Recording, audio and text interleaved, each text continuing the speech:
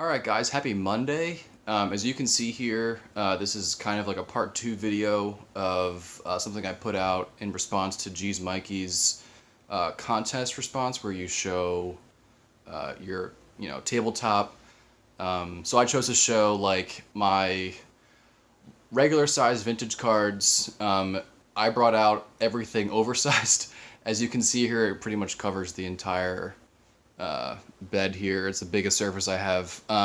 So we'll go one by one here and kind of go through. I tried to sort everything by image and everything that's alike, but there might be some things amiss. So here we have 1939 Gaudi Premiums, black and white. This is the R303B, a raw and a 4.5. We'll kind of like go down. On the left is a 1960 new card, and then here is the sepia version of the R303B. This is a really nice SGC4 National Chickle. It presents much better than the 4, but there's a small, like, the paper is really thin on these, so I think someone like may have bent it at one point. This I'm really proud of. A lot of like these oversized cards are just super tough. This is a V351B, originally a R303A, issued by the Gaudi Gum Company, which was then purchased and then reissued by Worldwide Gum. That I bought an LCS for $40. I've never seen another one. And then another R313, pretty beat up. And then my signed R313 here that I won at a Huggins and Scott auction. This is a really rare card. This is a 1964 Tops Banquet, issued only 250 as part of a set or a program for the night. This is page number 4. Hank is right there on the phone. I guess we'll jump to the top here. This is what I believe to be a team-issued postcard. On the back, if I can flip it over, it's signed there and postmarked 1936. I can't take it out of this mat because I think it's glued in there, but it's going to live in there for now and be fine. This is a premium from 1936 R311. This is the American League All-Stars, and Greenberg is listed right there. But funny enough is that he did not make this All-Star team, and so he's actually not pictured, but listed as an All-Star. That's another one of the postcards, but is blank-backed and not used. Here is the 1936 R311 glossy finish with Greenberg there on the right. Below here is the Wheaties, and some more Wheaties with the smooth swing. This is actually really cool. This is not a card, but it's oversized. There's an artist on Instagram that I follow. His name is TJ Godin, I think, and he's a UK-based artist, and he illustrated that, and I bought that from him. Signed Sports Exchange. On the back, because I don't have another holder for it, is the 1936 R311 leather finish. Nice vintage cut here that I bought somewhat recently.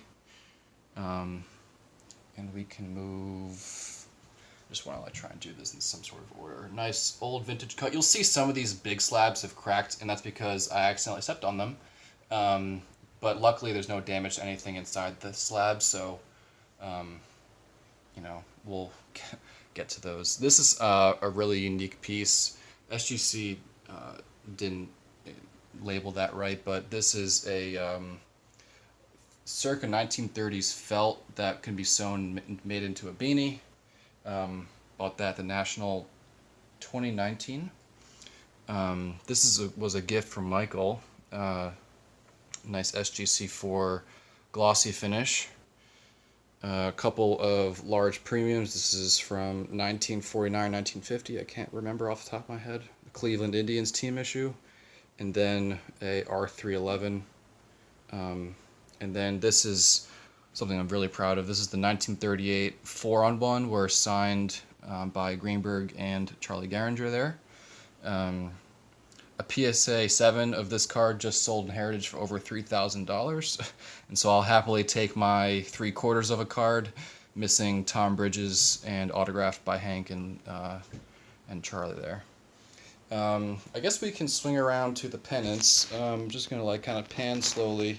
These are all Bf3 pennants, all different types. Sorry about the glare. I like to try and pick up as many of these as I really can. There's some Wheaties down there that we'll get to eventually. Because I like all the color variations and the different types.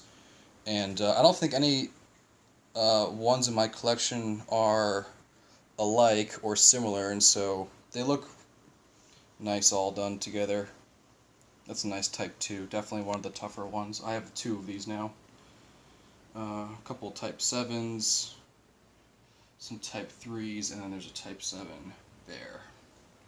We can go here. This is another one of the crack slabs. This one's pretty bad, but luckily the card is not damaged.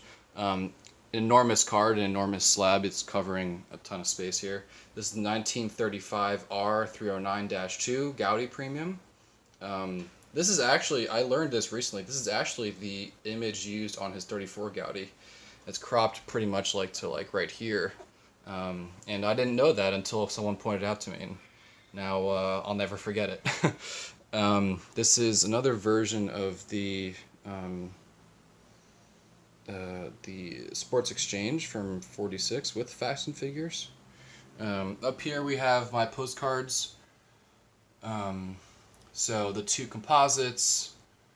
Moving on to the more team postcards that you've seen if you follow my channel, and then my most recent addition here, which is something I had never seen before. Really, really cool. Kind of finishing up, not much left to show, but I appreciate you guys hanging on here. A couple nice returns from SGC recently, if you'd watched my video. Gaudi wide pen and a exhibit Truly Yours variation. Type 2 next to Type 3, Type 2 on the left and Type 3 on the right. Very tough to find in good condition at all. The Type 2s are very rare, and so I figured I had to pick that one up. A really nice PSA certified cut. I like to think that that was signed in '47, and it's likely that it was. I think I bought that on eBay for like $60 off a bad listing, so it pays to just look in case. Right here is Type 4 creamy stock, which is known to be a 37 issue. And then we have a Jim Rowe postcard with Greenberg and Gehringer there. Close up on some signatures. And then this was a gift from Dave Blue Jacket 66. He bought that for me, which is really very generous. The size of this autograph is enormous. I love it so much. It's great. These I'm really proud of here. If you stuck around this long, you're in for a real treat here. These are 2 1934 Detroit Tigers team issues, Annis Furs. The one on the left there was the first one that I bought, and the one on the right was the second that I've bought most recently. But these are incredibly hard to find, and I honestly thought that I would never have the opportunity to own one, much less 2, and so these are a rookie issue that people just otherwise just don't see often at all. This is a really cool signed exhibit salutation that I traded with a friend. Down here, I could use an upgrade on this one. I only have an authentic because there's some damage on the back, but it was a gift. Actually, it wasn't a gift. I bought that a long time ago. But that is a National Chickle with Greenberg doubling and Dickey catching. Another Type 3. This is a gift also from a family member of mine at the National a couple years ago. That's his signature on a Perez Steel. And then finishing up down here, actually I've got a couple more things. 1936 39 exhibit, truly very Truly Yours, which is a little bit of a short print from the Truly Yours, and then another Type 2. And then we have a signed postcard with Ralph Kiner. Last 2 things here, if you stuck around this long, I hope you have, are 2 Wheaties cutouts that I have of Hank. this is what we're looking at. So 40 and 41.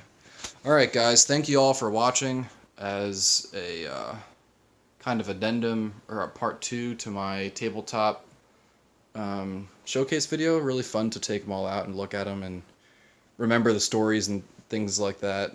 It's always fun to do something like this. So thanks, guys, for watching. I know it's a kind of long one, but haven't had a lot of Hank content on the channel, so wanted to put this one out there. Thanks for watching.